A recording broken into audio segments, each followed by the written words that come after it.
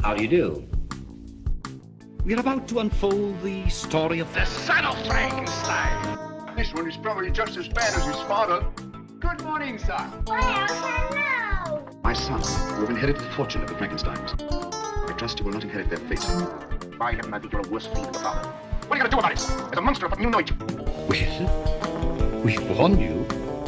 You've been warned.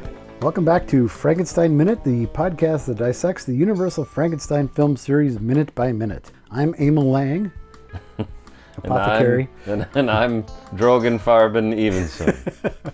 And you've joined us for minute 74 of Son of Frankenstein. That doesn't sound right. That's too long.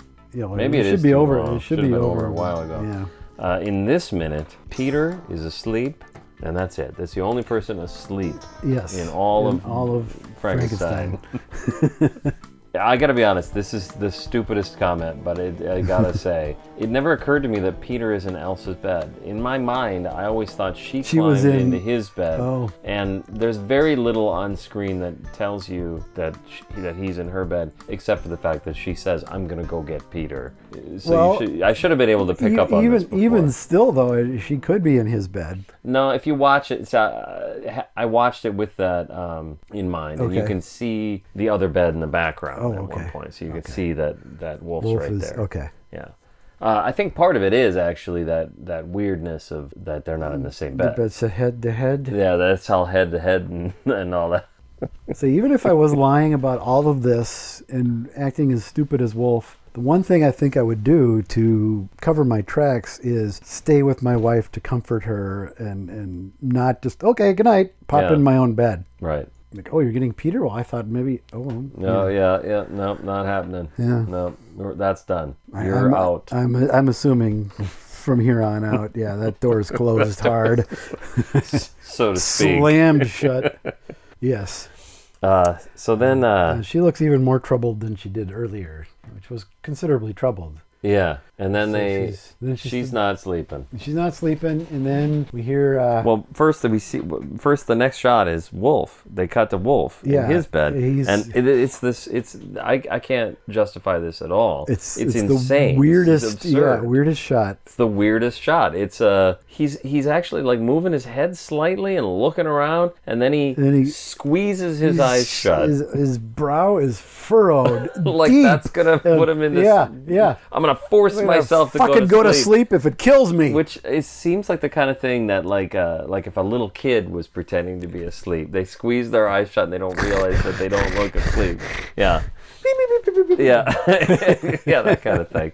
And then we hear the horn. The melancholy horn, as the subtitles love to call it. Yeah. Is it melancholy? What is melancholy? It's actually mean? The song he's playing is Melancholy Baby. I don't know if you're aware. You're just playing it so slowly it's hard to pick it up. Melancholy Baby. It's a little hard to pick up because he's playing it so slowly. That used to be a thing like in late 60s, early 70s shows when somebody was drunk. Play Melancholy Baby. It was everywhere. And I didn't hear the song till many years later. Like, why was that a thing? Yeah, true. Because they were drunk. It was like an example of a bad. I don't think that was it. I don't understand. I don't know why that was, but it was. I feel everywhere. Like I know what you're talking about. Everywhere, like Gomer Pyle and Addams Family. Or every show where somebody was drunk, they wanted somebody to play Melancholy Baby. Yeah. I believe it even showed up like in Mad Magazine. Okay. It was just what you would call a meme or a trope. Foster Brooks. I think he was better than that. He was a better drunk than that. That's probably true. I'm sorry, but I went down a rabbit hole one night of watching every Foster Brooks from the Dean Martin. He's fucking hilarious. He's really He is amazing, and I don't care. Okay, it's not politically correct to do the funny drunk. He's hilarious. I don't care. Yeah, Foster Fuck Brooks. you. He's hysterical. There's a reason I said Foster Brooks. Yeah. To me, that's the epitome. Like, Jesus Christ, you just said W.C. Fields is a drunk. Yeah. But that's not really the point of it. It's not the same. Whereas Foster Brooks is drunk. Drunk. Yeah. And presumably not drunk. I don't think he drank much at all in real life. Probably not. Yeah. It's like. But he's amazing at it. You had the Hollywood in the 30s and 40s, the drunks. Edgar Norton was one, and he was a teetotaler throughout. Arthur Houseman was the other one, and it was art imitating life, imitating art. I think he imbibed quite heavily, from what I understand. Well, that's research. yeah. It's method acting. It's his method. Yeah. I gotta say this is something that actually I was gonna say Wolf, when he's that weird shot of him, it looks like he's a little bit dyspeptic, or ate some seafood salad that was a little past its prime or something. Past the sell-by date. I can't figure out why he's making those faces. Yeah, it's just, again, absurd. It's really weird. Yeah. And then what happens is he opens his eyes hears the when music, he hears the melancholy horn. Pop open.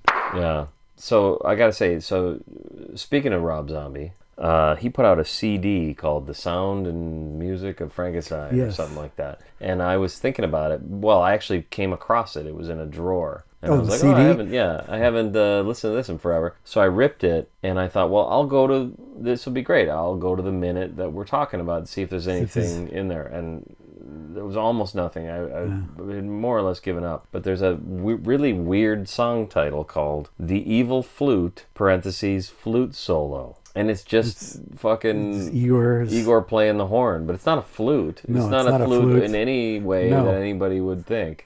Except apparently Rob Zombie, who is a professional musician. So maybe he knows better than we do. Yeah, he must know better. But from where I'm sitting, it's a horn. It's a horn. As the same for the guy who did the subtitles. He believes it's a horn. He believes it's a horn. Yeah, absolutely. In most every account. What's the designation? There's brass and then there's woodwind. Woodwind. So this is more, but it's a woodwind, so it's closer to a flute in that sense, right? It's not a brass. It's not a trumpet. It's a trumpet or a. It's not a tuba. That'd be fucking fantastic.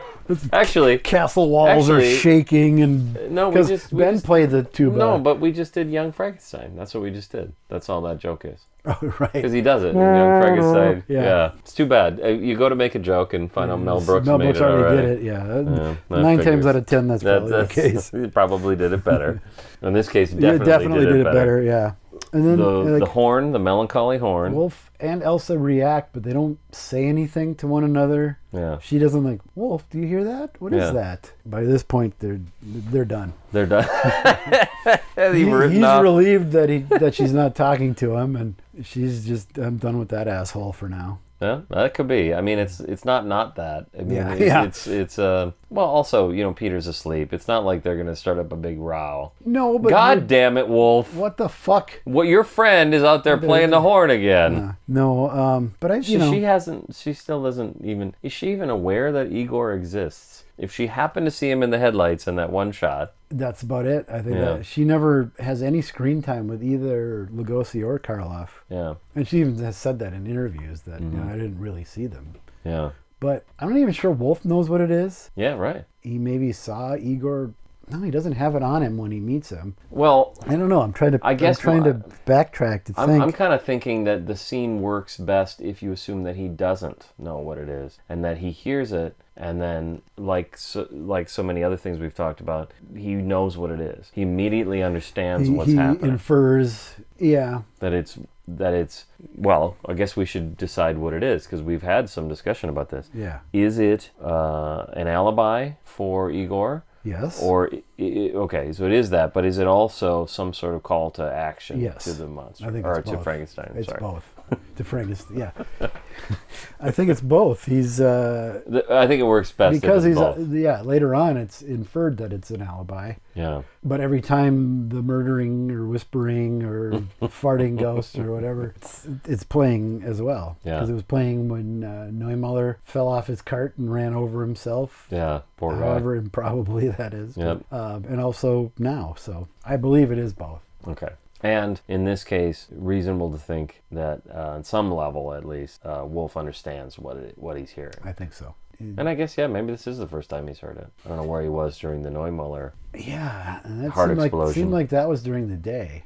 It sure did, yeah. Yeah.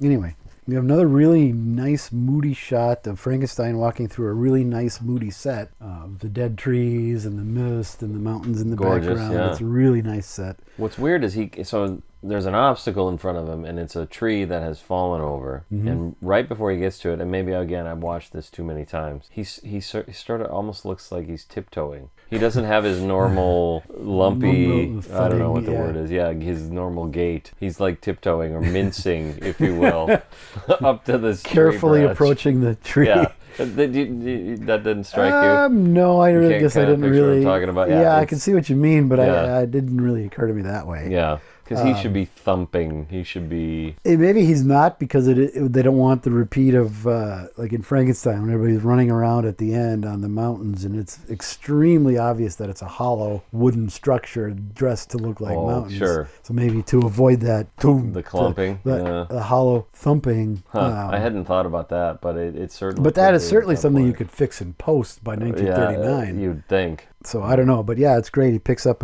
the tree and just flips it over. It's entirely gratuitous. Yeah. There's no... But it looks cool. It looks great. I was thinking when we were just watching it, he doesn't fling it hard enough to make sure it doesn't come back, in my opinion. Yeah. So I wonder if somebody caught it. But Like you a do hear stagehand caught you it. do hear it crash off camera. Yeah, I don't know if that's... But I think the same thing. Is almost every time I see it, I expect it to It's not going to go all the way. come Boris, falling back. you're not going to make it. Yeah, and it looks great. It's a great thing for him to do. We're going to talk about this for at least the next few weeks and maybe the next few years about how he's just this killing machine now. And so the point of having him is reduced only to this sort of intimidation. Right. So he's either growling or killing or stalking or prowling. Doing yeah, this. Doing the, yeah. The Cheney with the arms. He's up in the air. He's not going to get any. Well, I shouldn't say that. Next year he will play with the little kid again. So maybe there's something. We'll get a little glimpse, occasional a little glimmer. But even there, Cheney doesn't really do anything with it. Cheney? I can't believe it. Yeah, I know. You'd think it would be, I mean, I don't wear his picture on my shirt for nothing. Still wearing that shirt. It's been 4 weeks. Yeah, I know. I probably should wash Christ's it. sake. It's weird to see Frankenstein sneaking around. Yeah? That's not at all who he was ever. Well, No. okay. As soon as I say that, Well, no, he I'm snuck wrong. into He Elizabeth's snuck up on bedroom. Elizabeth twice. Yeah. Okay, Yeah. so he does sneak around. He's All right. a sneaky little guy. He's a sneaky little guy. You never know. And you refer to this as being gratuitous, but I'll take anything at this point of Karloff doing anything. Yeah, it's true. You know, it's been so little in We're this very film lucky that to I'll have- take any frame of him doing something. Yeah, we're lucky to have Karloff as Because Frankenstein. if 74 minutes, if he's been in 5 minutes of the film, it's rare. Yeah, he was either laying on a slab, laying on a table, standing staring at the corner, Having a timeout. having a timeout. Yeah, there's a lot of Karloff footage in this. That's just nothing. It's nothing. You could have got Glenn Strange in. You could have got who's the guy that plays the monster when he's in the ice for Oh, Gil Perkins. Yeah, or, that yeah, guy. Yeah. Yeah. But anyways, we don't have that. We have an actual Boris Karloff. legit Frankenstein. This is the this is- real yeah. Frankenstein. Yep. So we'll take it. I think he's only doubled in one shot in this film. And it's obvious. It'll be obvious why when it occurs. Yeah. I think I know the one you mean. Yeah, I mean, there's Yeah. only one. That would really, We'll get there. yeah. So we cut back to Elsa, and she looks even more worried again. It's an odd cutaway, because I don't know if she heard the tree crashing or what it is. Interesting. I guess you're right. It is weird. It's because it doesn't show Wolf, but it shows her look kind of concerned. I never thought she heard the tree crashing. That's thrown I me back. didn't till this the other night when I was going through this Yeah, again. I'm like, like, why? why do we cut to her? Yeah. I guess I didn't even remember this part. So I guess in my mind what happens is we're looking at Elsa and then we cut away from that to show the Frankenstein. Igor playing the horn Igor- and then it's Frankenstein Frankenstein. walking through the Through what do we cool call this? set. The cool set. And then we're just back to Elsa. I didn't think of it as being something a cutaway from that scene. I pictured it the other way around. That she's still concerned. Yeah, no, What I- it really is, and I don't know why I didn't just say this, is we're gonna fill some time because Frankenstein has to get from here to there. Yep, exactly. That was exactly it. That's all it is. It's like that shot of Terry Garr in the set again. It needs to cover a lapse in time, and that's exactly all it is. Yeah. So now we're back at Lang's Apothecary. Yeah.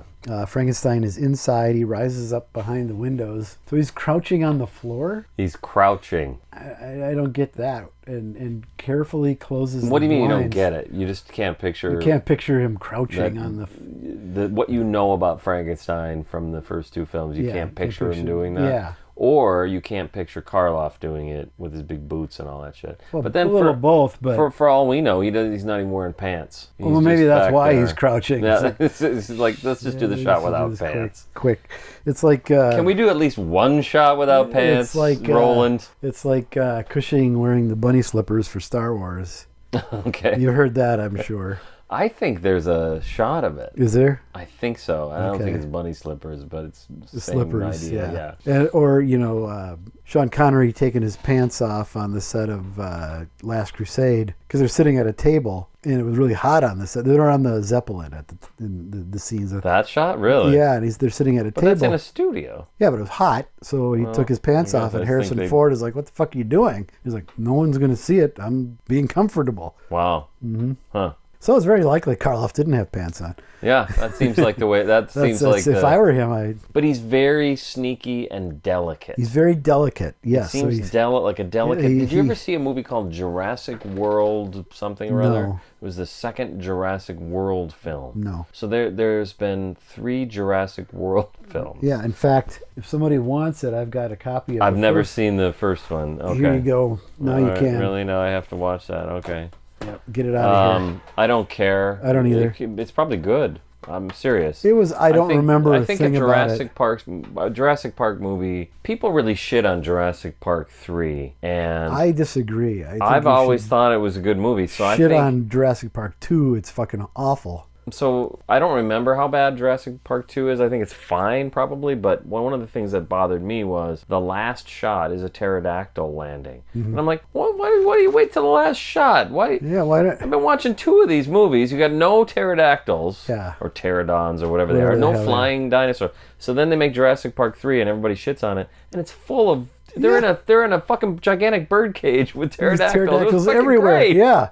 Yeah, I loved it. Yeah. So to me, Jurassic Park, in a way, can't lose. It's going to be at least good enough to be worth watching.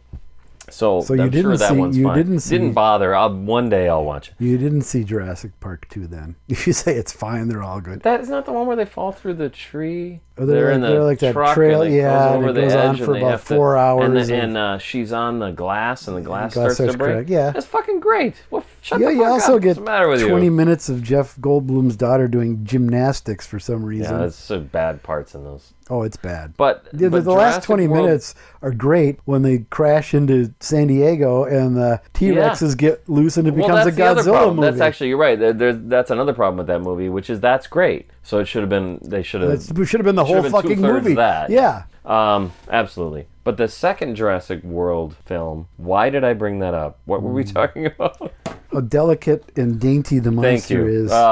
You know what I'm going to say? Have you seen the second one? No. A dinosaur opens a window. He uses his claw to turn the handle to open a window and sneak into their house. It's just fucking insane. Okay. And that is way far down the list of insane things that happen in that movie. When you're watching it, you're like, I can't even believe what this has become. There's an auction.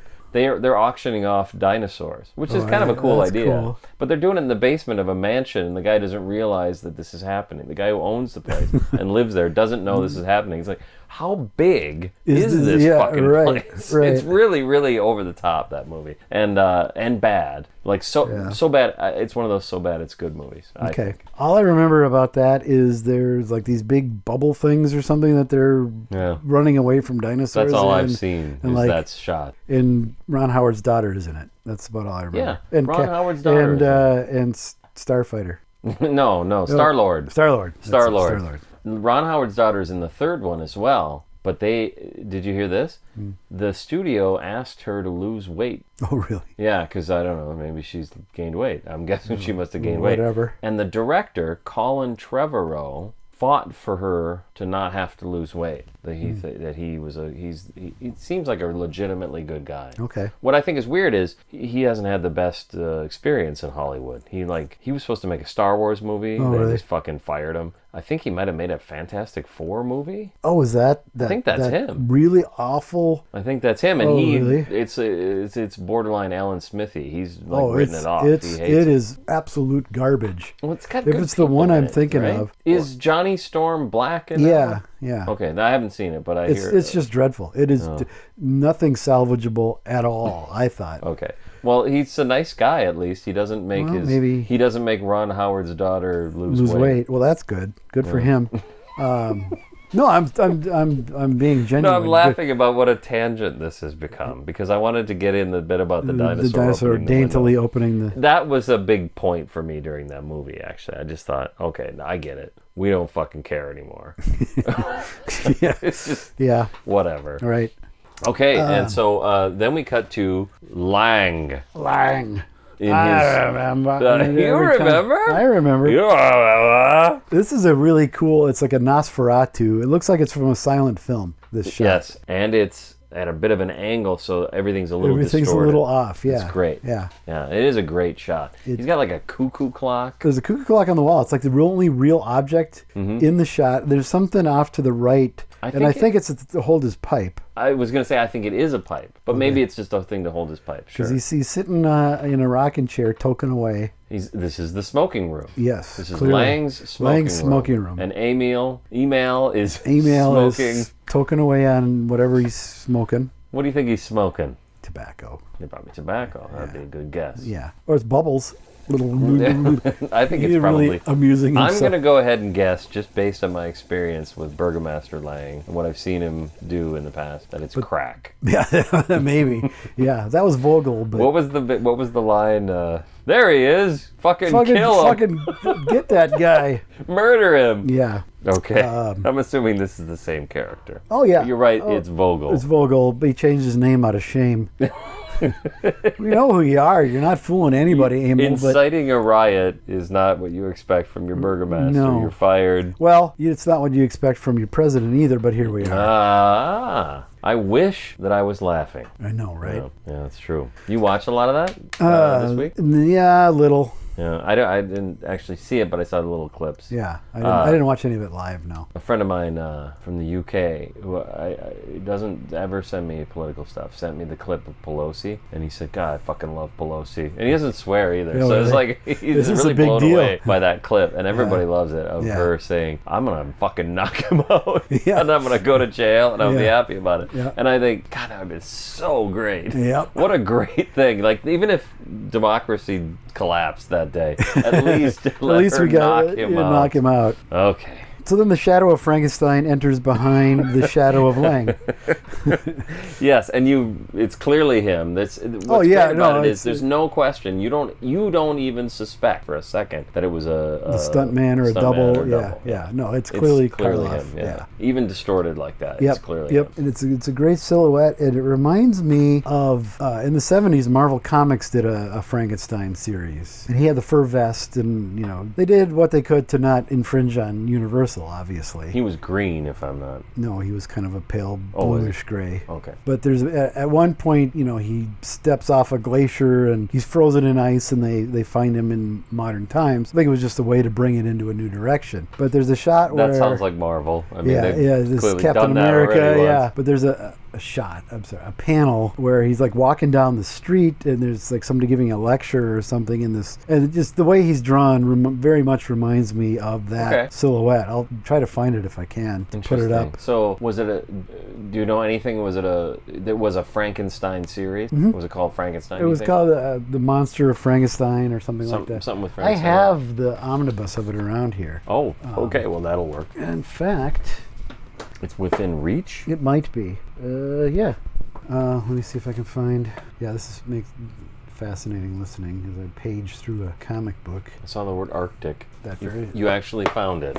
Oh, wow. It looks a lot, doesn't that? Look exactly like Karloff.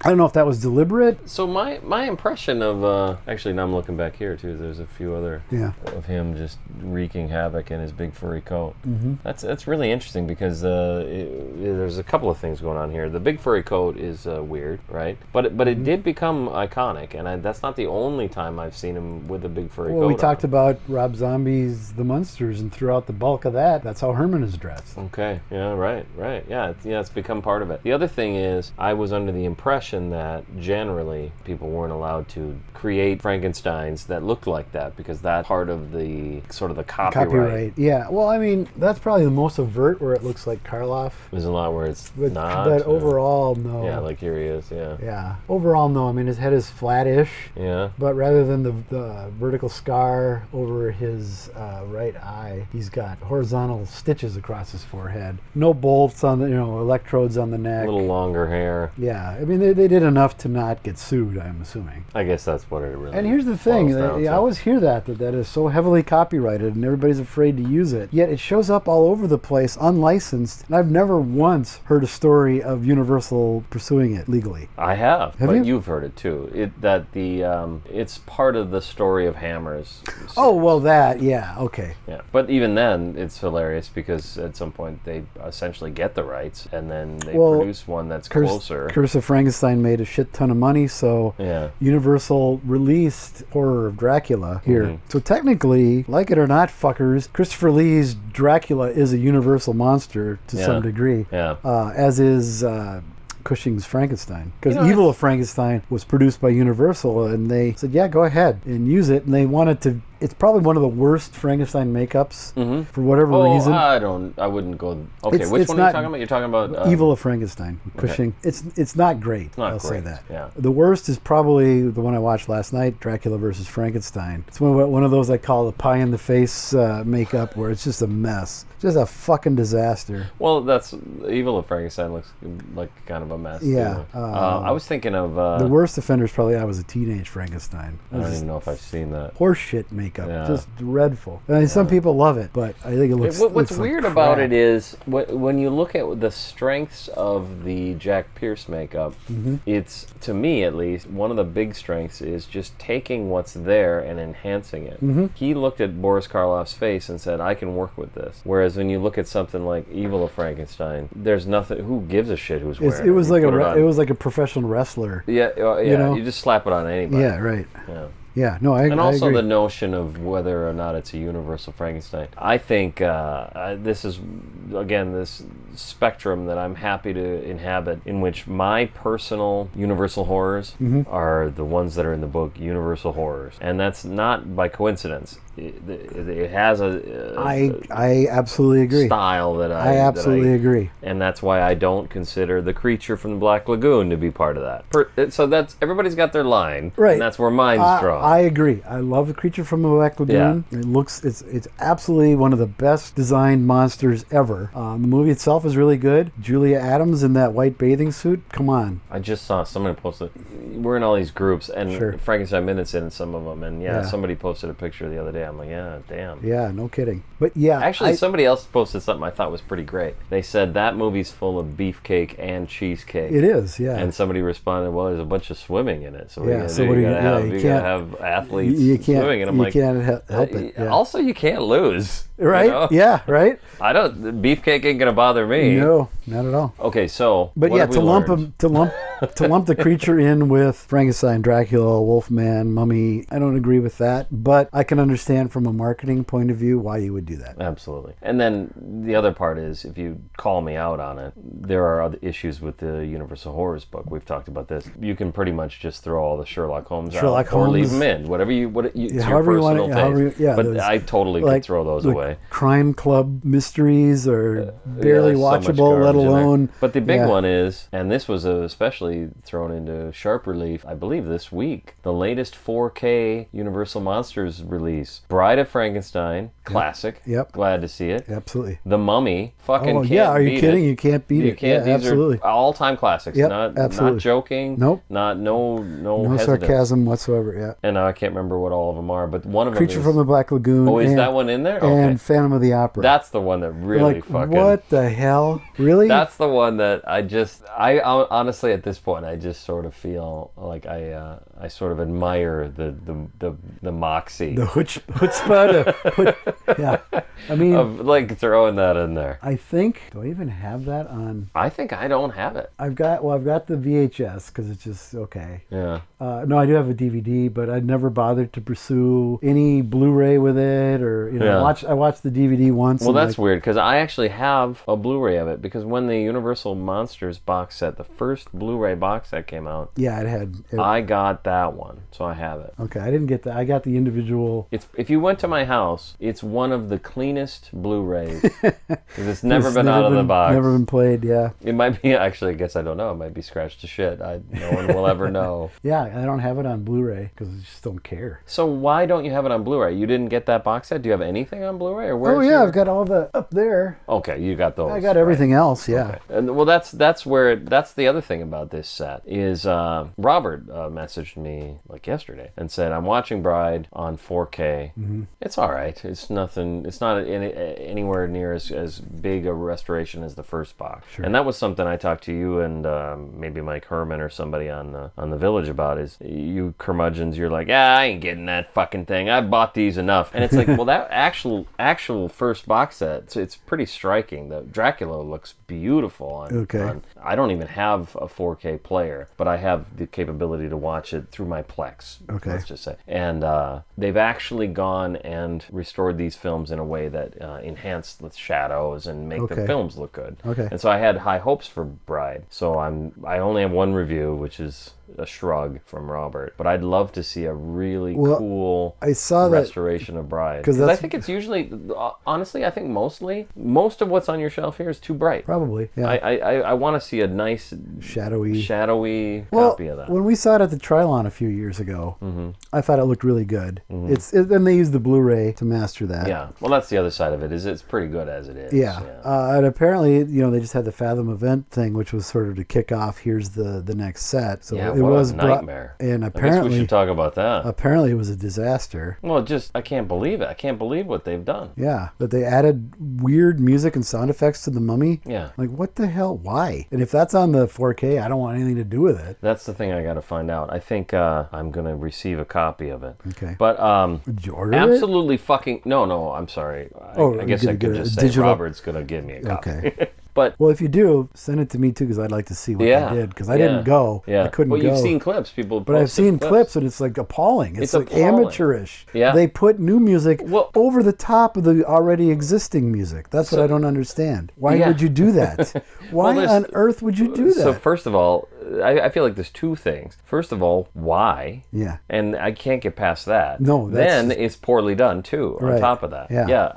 And it's the sound insane. effects. They added these sort of cartoonish sound effects that don't need to be there either. That's This has been a perfect film since 1932. Why now do we need to fuck with it? You're stating it better. I have nothing to add. The Mummy is a fucking classic, for Christ's sake. It's one of and there's no one watching it that thinks it needs something. Needs all this. Yeah, if you're doesn't need anything. It's not adding this shit to it isn't going to make kids want to see it now, if that's what you're thinking. Well, that's interesting, because a lot of people to make it seem more modern. Well, a lot of people don't like the Beatles remixes that Giles Martin has done. Giles Martin is the son of the original Beatles producer George Martin, and he's really done, in my opinion, fucking phenomenal work on making these mixes. And I could go on and on about what he's doing, but he's basically made stereo mixes. For example, the Sgt. Pepper remix that he did is faithful to the original mono version, but in stereo. And some people just think that's crazy and can't even hear unlike what the I'm original saying. CD release, which was in, quote, garbage. Stereo, and it's just a mess. Essentially, Giles Martin has gone in and corrected that. The point of it is, like what you were saying, make it appeal to kids. It's making it appeal to how we now listen to music. You listen to it in your car, or you listen on headphones. Right. You don't have the big stereo system anymore. It's just a different world. Yeah. And I think it's a great success. They've done amazing work with that.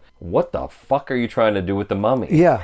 What are you trying for? I don't understand. It makes no sense. The idea behind this. Yeah. And it doesn't sound like it's, what's the word? Diegetic. Diegetic. Yeah, it doesn't feel like it's diegetic. All right. Anything else? So, that's The Mummy. Yes. Yeah. Oh, and I also heard that they did not fix the disappearing or reappearing bush in Bride of Frankenstein. Why do you not fix that? It's a simple fix. That they put it in the budget to fix that, and the money all went to the Mummy. Foley for The Mummy. Jesus Christ. All right, what do we got? That sound of the ba-ba-ba. We have a DVD, the hat comes out. Okay, good. Here we go. All right, you got a good Hat one? is out. Got any more questions, wise ass? Got any more questions? Wise Ass presents. Mm-hmm. I don't know. Phil Ivory says, I'm a fan of the podcast. Now, this is great because it's like an implied but, comma but. Yes. Everyone I know has a big butt. And that's what we have here. Get, yes. I'm a fan of the podcast. And he even says, that said, comma. Yeah. So there's the but. There must be a reason. There must be a reason you guys are consistently calling the monster Frankenstein. So my question is, why? Now, what I haven't included here is this actually started a bit of a discussion that I don't find, I was going to say I don't find it interesting. I do find it interesting, but it isn't, in my opinion, the point of this question or what I believe to be our answer. The answer. But we haven't really talked about it, so No. I kind of want to hear what your answer is and see if I have an answer. Okay. Well, we'll see if it matches. For me, it was just a reaction to, oh, Frankenstein is not the name of the monster, that's the name of the doctor. Yes. Shut the fuck up. Who cares? Yeah, yes. Who cares? Yep. And I guess it's the same thing about him being green. I probably should just let that go. Yeah. Who cares, really? Yeah, that's in true. in the end, what does it matter? Right. We'll call him Frankenstein. We'll call him Larry. I don't know. You know, there's no reason you can't call him Frankenstein. Yep. Mary Shelley never said, whoa, what the fuck? You cannot, under any circumstances, call that creature Frankenstein. Whoa, what the fuck? I can see her Mary saying. Shelley. I can see her saying that. Absolutely. Yeah. That's my answer. I like it. I'm glad to hear that. I think I knew you were going to say that, that's what it is for me too. You know, to sit here and talk about Frankenstein for years is a weird thing to do, and that's a big thing. We've had that. Do the voice, whatever it is. We've had that for so long that it's time to puncture that, I guess. Yeah, it is. It's deflating really that silly. pump. And somebody else posted it somewhere on some other Frankenstein board about, oh, you can't call him Frankenstein. That's the name of the doctor. Yeah. And I replied. And your response is, I was not like, a doctor? Well, I said, as long as we're being pedantic about this, or pedantic assholes, not a doctor. Neither Victor Frankenstein nor Henry Frankenstein had degrees. Yeah. And he replied but by the time I went to look at it, the post was deleted. Oh, okay. So I have no idea what he said back. That's probably me then. I do that. I'll delete a post. No, it was on a different group. Still could have been. Still could have been you. Different name. Still could have been me. Okay. No, I'm just kidding. I don't have. Because I would have been really curious to see what the reply was. Yeah, I think that's really the heart of it. That it's puncturing that pedantic asshole. It's such a trope. It's so old. Yeah, and at this point, who fucking cares? Yeah, it's dumb. You know, every piece of merchandising and toys and whatnot, all these things that I'm surrounded by. I'm talking to a man wearing a mortarboard, surrounded by Frankensteins. Every one of them that I bought. What does it say? Yeah, Frankenstein, not Frankenstein's monster. monster. I did post that one thing that said there's like I think it might have been something that came out last year actually, but it says Frankenstein, and then in little letters it says monster. Yeah. It doesn't say Smonster. Smonster. But yeah. Where does Smonster come from? That came from when we were on, for us or just in general? For me, it came from we were on Dino's podcast. Me too. I didn't know if you'd say that. And we walk in the house and Dino's doing a 27-hour podcast and he's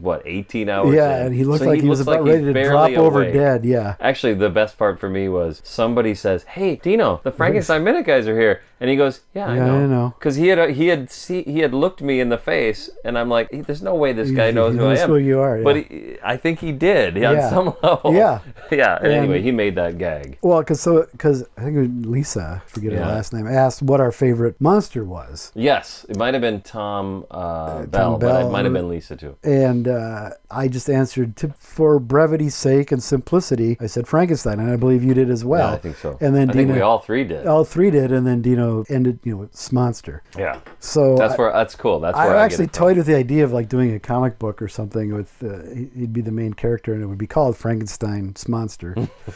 That's his last name? Yeah. His first name is Frankenstein. I love it. We had an episode called I've got Monster. Frankenstein's Monster, yeah. Frankenstein's Monster. Yeah.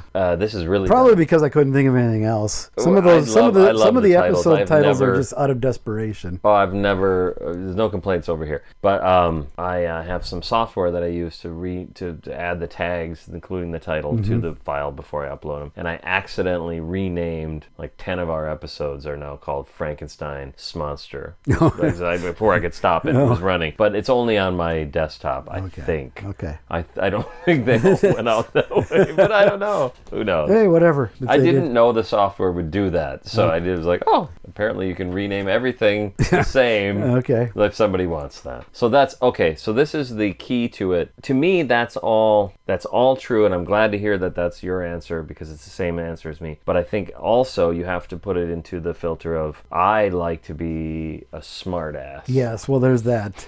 That's a huge part of it.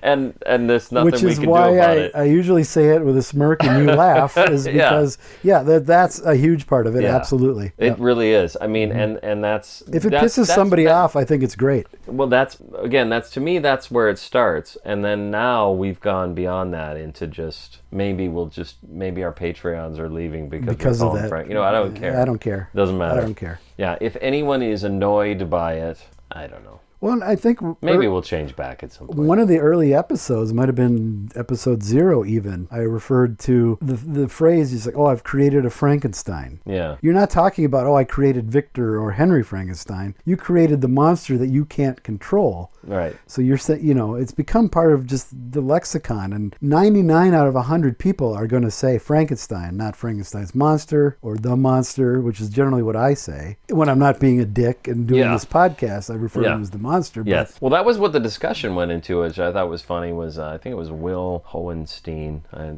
apologize if I'm getting your name pronounced wrong, but they got into a bit of a back and forth about what did Boris Karloff call it. And Will put forth the notion that he called it the creature, and then I think but there was a quote, it's like, oh, that dear quote. Monster, he was my best friend. Yeah, so we're getting into semantics, and all of it is very... It's so esoteric. There you go. That's a great so word. Esoteric. It really comes down to personal preference. Yeah. Because what's her name? Antonia Carlotta, who does the Universal, she's actually a Lemley, had an episode about, it's okay to call him Frankenstein, and here's why. That's right. I forgot about that. Yeah. And here's why. Yeah. Lord Byron calls him Frankenstein in Bride of Frankenstein. So, He calls him that? That bland and lovely brow created Frankenstein, a monster who blah, blah, blah, blah, blah. Says it in the prologue. Yeah, I think I remember talking about this. You disagreed. I probably did. I think he's saying Frankenstein, in quote, meaning the book, the story. Maybe, but again, it's being... But that doesn't work very well either. Yeah, it's just being pedantic. Universal, I mean, in the credits, everything was the monster. 1940 whatever, when Don Post started to license, was the first thing licensed was The Mask. It's Frankenstein, and it's green.